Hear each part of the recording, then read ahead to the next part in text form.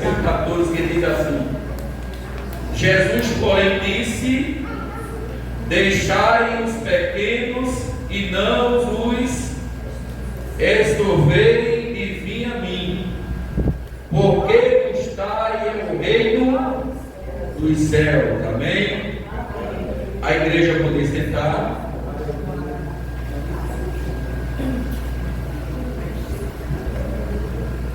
O culto hoje alusivo,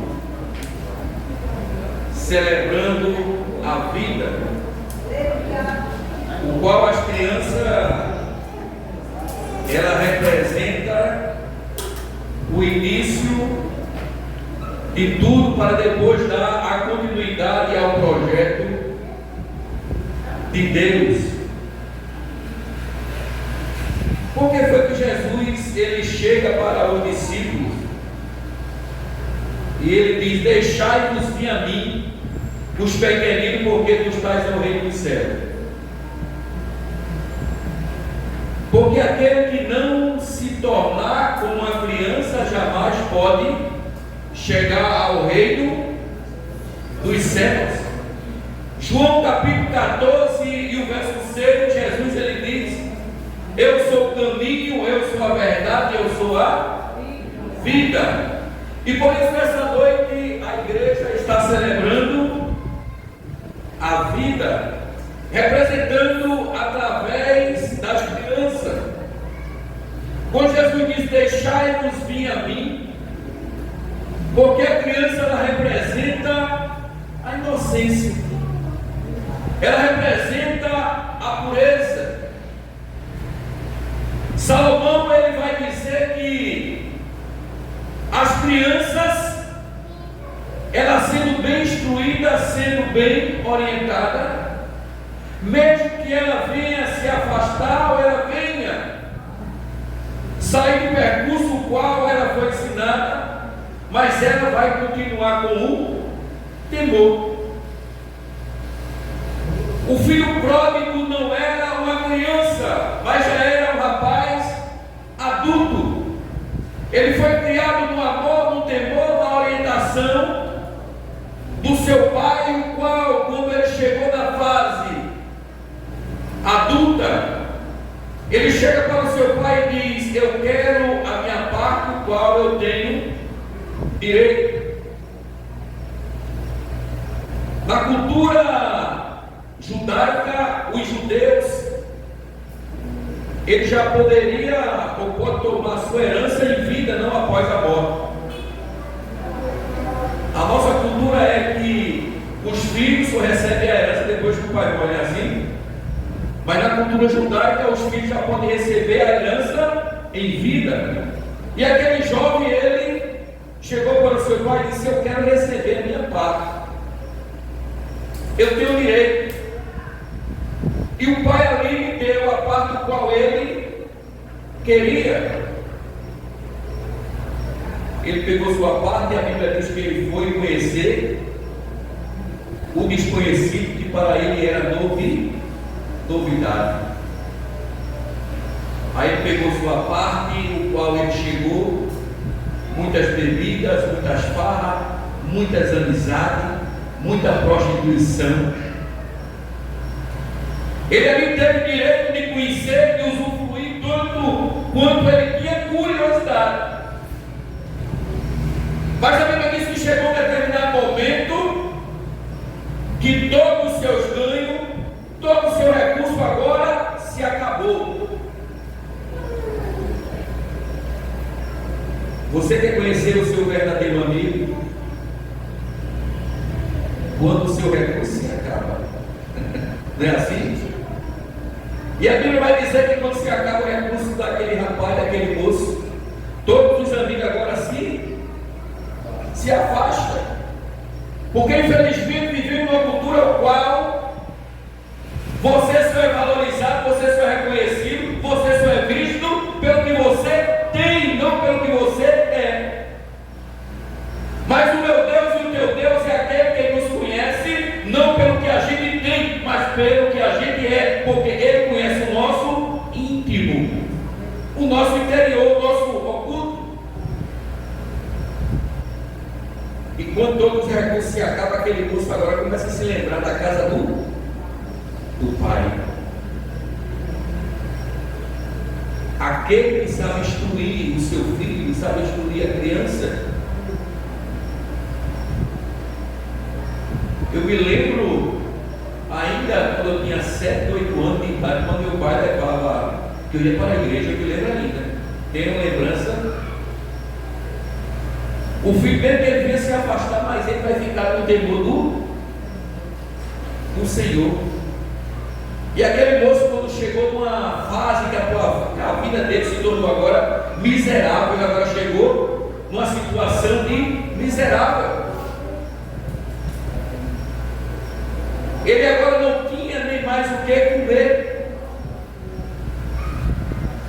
Ele agora foi tratar de porcos, que para um judeu era uma maior desonra, de cuidar de porcos.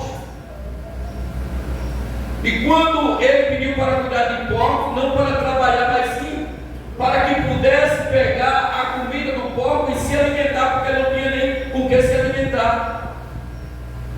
E ele agora cai em si e começa a se lembrar da casa do pai. Começa a se lembrar agora da sua família. Começa a se lembrar agora do seu convívio, o qual ele deixou. Ele agora começa a se lembrar que era feliz e não sabia. E a lembrança agora chega para ele e ele, falando consigo mesmo, dizendo: os trabalhadores do meu pai vivem melhor do que a situação com a qual eu me encontro. E ele agora toma a decisão de voltar para a casa do pai. E como a igreja conhece, quando ele volta para o pai, ele é recebido de bom agrado. O pai pensava que ele tinha morrido, mas ele estava vivo. E ali ele, Paulo, recebeu do pai que ele jamais esperava. Ele pensou que o pai iria lhe tratar ou recebê-lo, que o pai recebesse ele como um dos seus trabalhadores, um dos seus criados, do seu empregado. Mas não, o seu pai, aleluia, recebeu ele como filho. Como filho. Sabemos que os filhos, nossos filhos, eu teria que errar, falhar, pecar, mas o nosso dever é corrigir. Por isso que a Bíblia diz: olha, ensina o teu filho no caminho que se deve andar. Porque lá na frente, que ele vier tropeçar, ele jamais vai se esquecer da orientação o qual os seus pais, aleluia, orientou para ele. E nesse texto de Mateus 19:14, Jesus ele deixa bem claro: olha, deixa-me a mim, porque tais é o reino dos céus. Mas tem um texto do qual eu gosto muito, quando a gente fala de criação, como se deve criar um filho.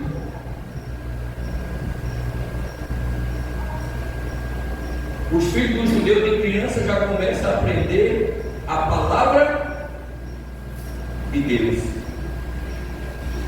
A gente sabe que as crianças hoje estão sendo instruídas em cima de um celular.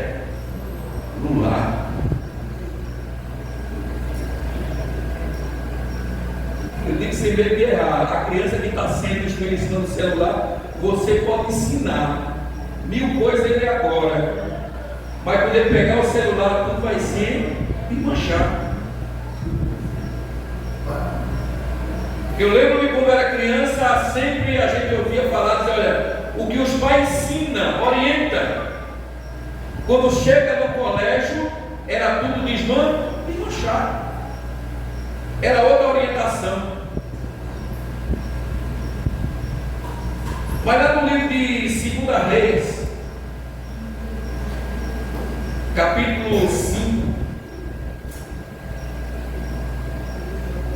os assírios agora invadem Israel, os assírios agora tomam Israel como cativo. E ali uma menina, ela é levada para a casa de Naamã como escrava.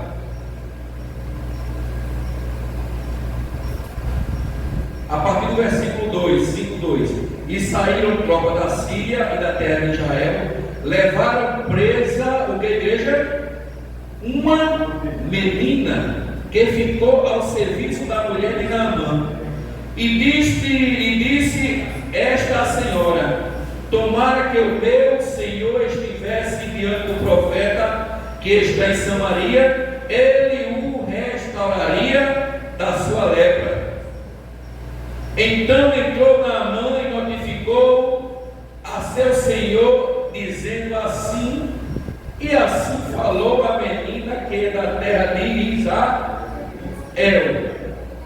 Uma criança que era instruída, ela não esquece do que foi ensinado. A menina estava do outro lado, a menina estava presa, a menina estava cativa, a menina estava fora do seu convívio, não estava no meio da sua família.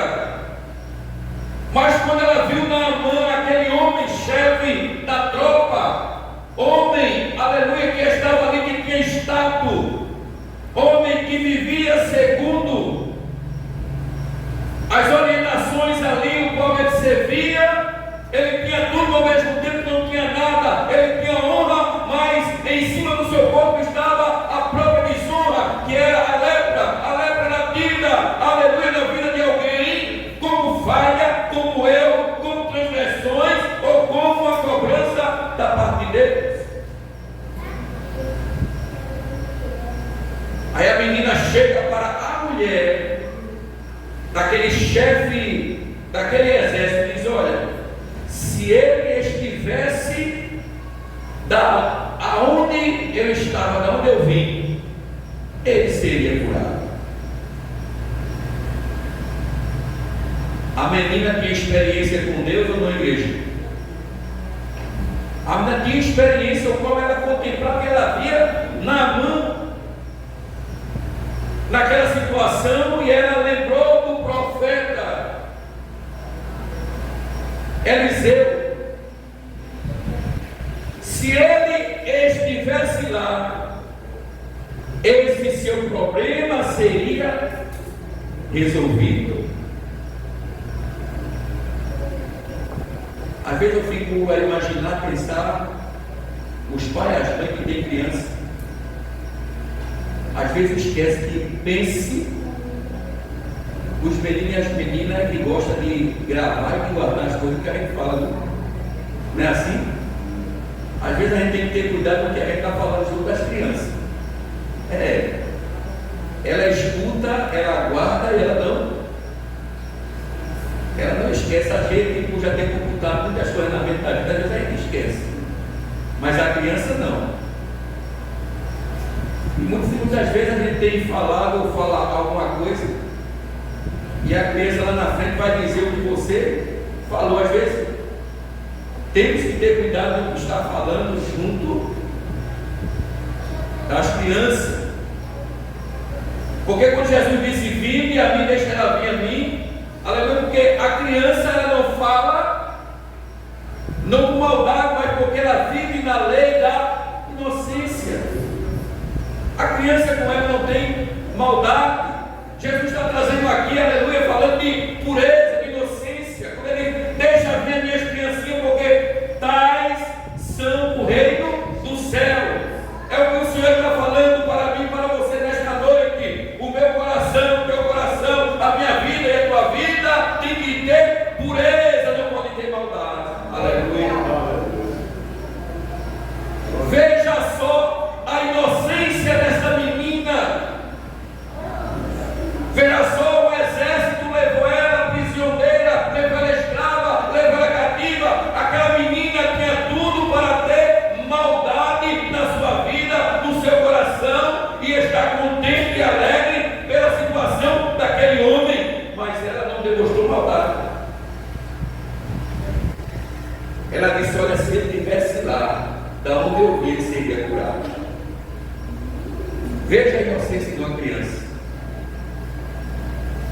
A criança jamais quer ver alguém sofrer. Jamais quer ver alguém numa situação difícil, de enfermidade. E naqueles tempos antigos, uma enfermidade o qual tomava a pessoa, e a pessoa tinha que ser rejeitada. Naamã aqui não foi rejeitado por conta de ele ser de outra nacionalidade. Ele fosse da descendência judaica, ele seria excluído da sociedade. O judeu, quando alguém era tomado por lepra, tinha uma cidade que ficava isolada ou ia para a caverna, não poderia estar no convívio da sociedade, porque simbolizava que ele estava pecado e Deus tinha o ferido, tinha o tocado com aquela enfermidade, a qual não tinha uma cura.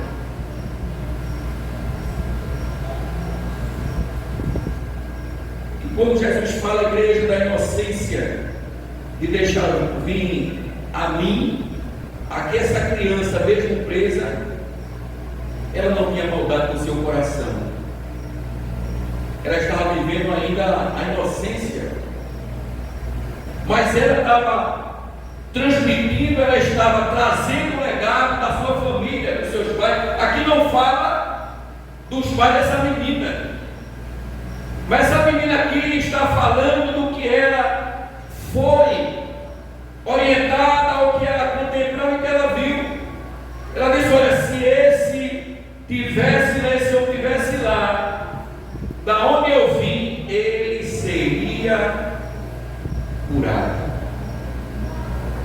Ensina os teus filhos no caminho que se deve andar.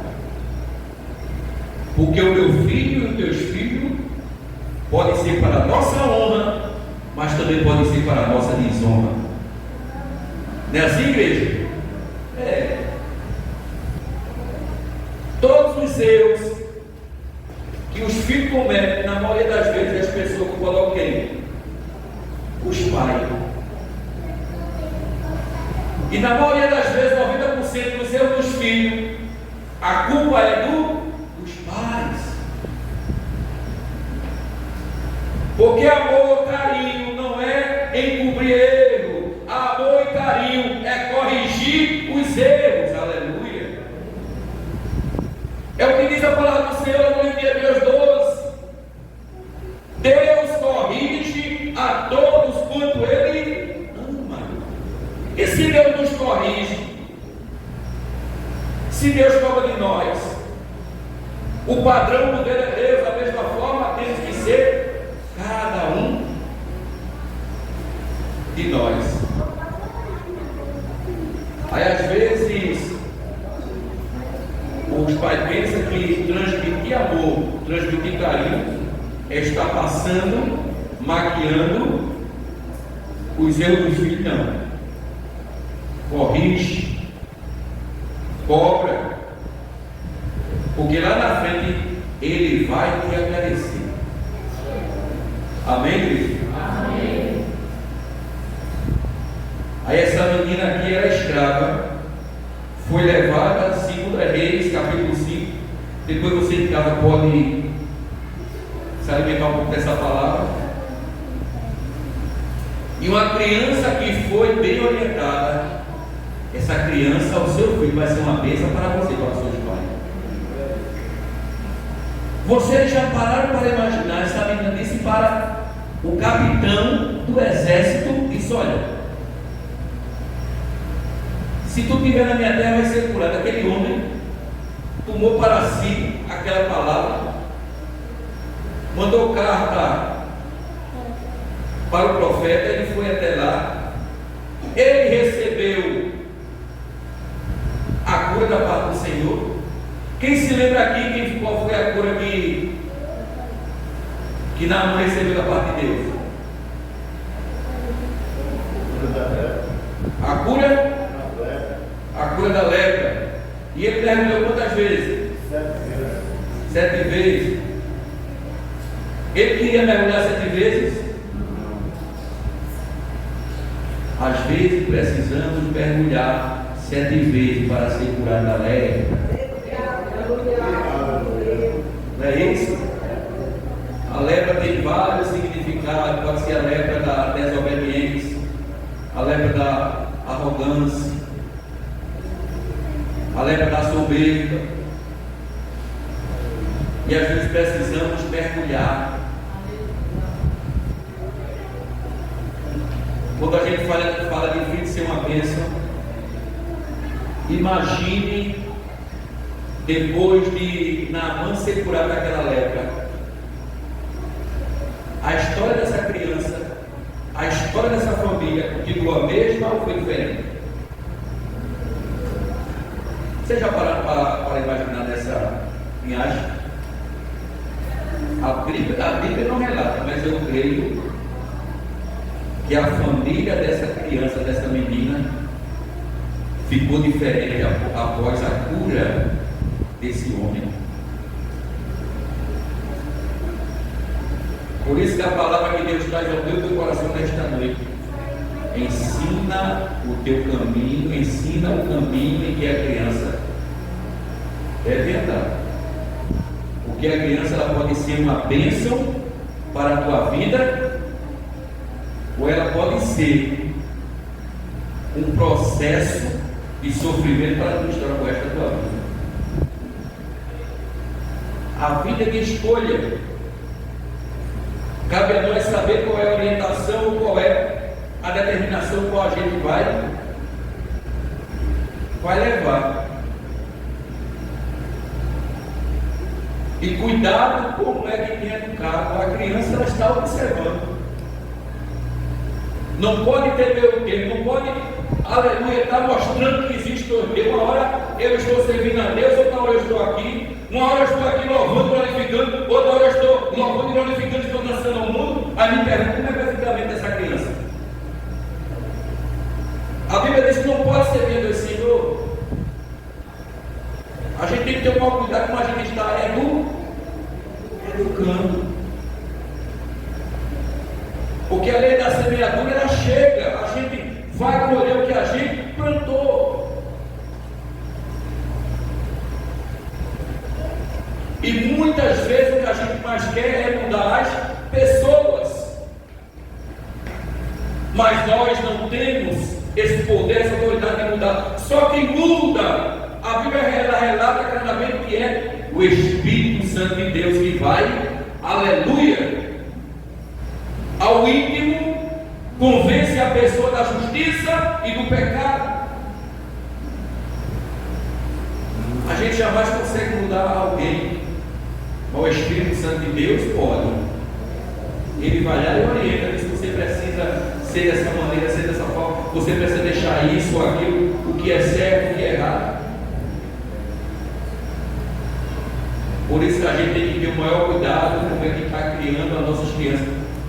Você tem que mostrar para as crianças qual é a prioridade, qual elas devem buscar. Não pode criar com meio termo, não pode criar com dois sentidos, com dois caminhos. Porque vai chegar um momento que a criança ela vai tomar uma posição, e às vezes, quando ela toma uma posição, não vai ser de socorro grave. Aí você pode até querer culpar a criança. Qual foi a posição? Não, uma coisa às vezes parte de nós mesmos. Proteção não é passar a mão, proteção é corrigir no temor do Senhor. Amém, igreja? Por isso que esse culto alusivo à vida, o qual, aleluia, as crianças é o princípio do crescimento de tudo. É o futuro do amanhã. E se você tem um legado, se você tem um projeto de vida, se você tem um testemunho, aleluia, as crianças como boa observadora, ela vai querer ser igual ao pai, à mãe, aos tios, às tias, os avós e as avós. E o que a gente tem apresentado para eles? E nessa noite possamos sair daqui com uma auto-reflexão em nossas vidas e dizer: eu preciso demonstrar o caminho em que os meus filhos e meus netos devem andar. Que Deus nos ajude, que Deus nos abençoe e que essas palavras possam estar guardadas, gravadas na alma do meu, do teu e do nosso coração. Que Deus abençoe. Amém? Amém. Amanhã, segunda-feira, 5 de oração.